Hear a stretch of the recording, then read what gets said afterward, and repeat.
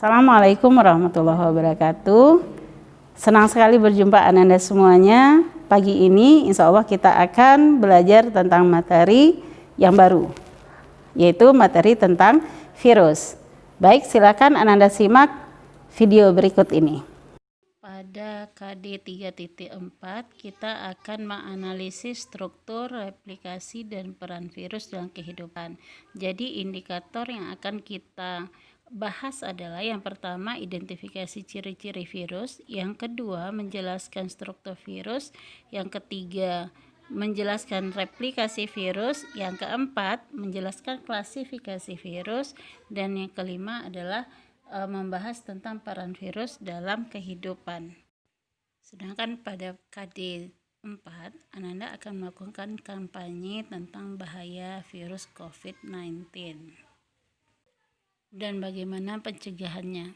Pertama kita bahas tentang ciri-ciri virus, yaitu yang pertama aseluler, berarti dia tidak merupakan sel. Yang kedua berkembang biak dalam sel hidup. Ketiga ukurannya mikroskopis. Yang keempat hanya terdiri dari susunan asam nukleat DNA atau RNA saja. Yang kelima dapat dikristalkan, dan yang keenam mempunyai bentuk yang bervariasi. Di sini bisa Ananda lihat bentuk-bentuk dari virus, ada yang berbentuk spiral, ada yang berbentuk ikosahedran, berpelindung, dan berbentuk kompleks.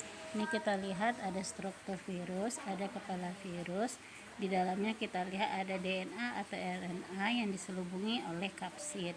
Nah, di sini kapsid ini merupakan protein yang terdiri dari satu unit protein yang disebut dengan kapsomer, yang berfungsi sebagai pemberi bentuk pada virus. Nah, kemudian kita lihat ada leher virus. Nah, ini merupakan penyambung antara bagian kepala dengan bagian ekor ya.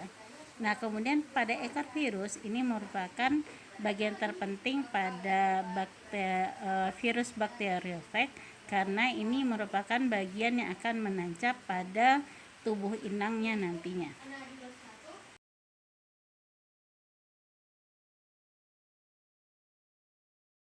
Baik, setelah itu kita lihat tentang replikasi virus. Kita akan lihat tentang bagaimana virus itu bisa memperbanyak diri, dan dia tidak bisa melakukan perbanyakan diri dengan tubuhnya sendiri, tetapi dia bisa memperbanyak diri dengan tubuh sel hidup lainnya. Jadi dia hanya akan bisa memperbanyak diri di dalam sel hidup.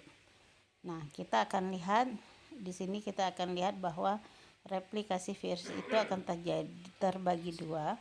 Ada replikasi yang berbentuk lisogenik dan replikasi yang berbentuk litik, seperti yang disajikan pada video berikut ini. Selamat menyaksikan. Tahap pertama dalam siklus litik bakteriofag T4 atau disebut juga faga dalam menginfeksi bakteri E. coli adalah tahap penempelan atau disebut juga tahap adsorpsi. Serabut ekor yang berada pada ujung ekor faga menempel pada reseptor spesifik di permukaan dinding sel bakteri. Tahap kedua adalah penetrasi, di mana enzim lisozim yang berada di ujung serabut ekor akan mendegradasi sebagian kecil dinding sel bakteri dan membentuk suatu lubang pada dinding sel. Materi genetik berupa DNA yang berada di bagian kepala faga diinjeksikan ke dalam sitoplasma sel bakteri. Tahap ketiga adalah replikasi, yang diawali dengan DNA faga ditranskrip oleh enzim polimerase bakteri menjadi mRNA dan kemudian ditranslasi untuk membentuk bagian tubuh virus yang berupa protein faga.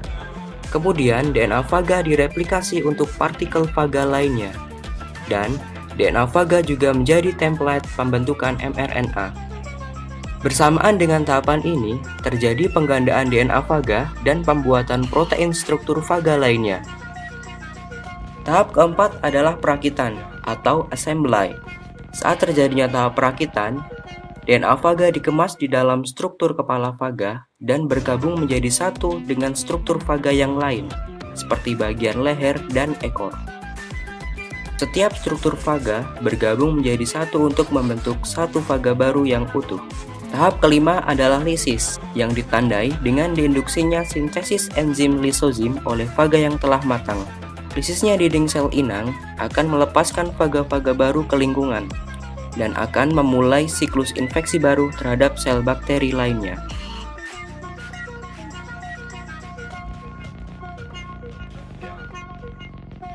Sedangkan pada siklus lisogenik, DNA faga yang telah diinjeksikan ke dalam sitoplasma bakteri tidak ditranskripsi atau ditranslasi.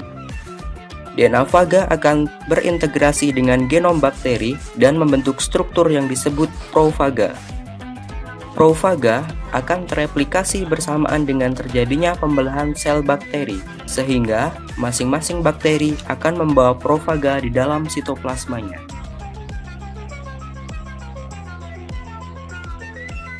DNA virus pada struktur profaga sewaktu-waktu dapat terinduksi dan menyebabkan terjadinya tahap replikasi siklus litik untuk membentuk bagian-bagian faga yang baru, yang kemudian akan masuk ke tahapan siklus litik dan diakhiri dengan pecahnya dinding sel bakteri.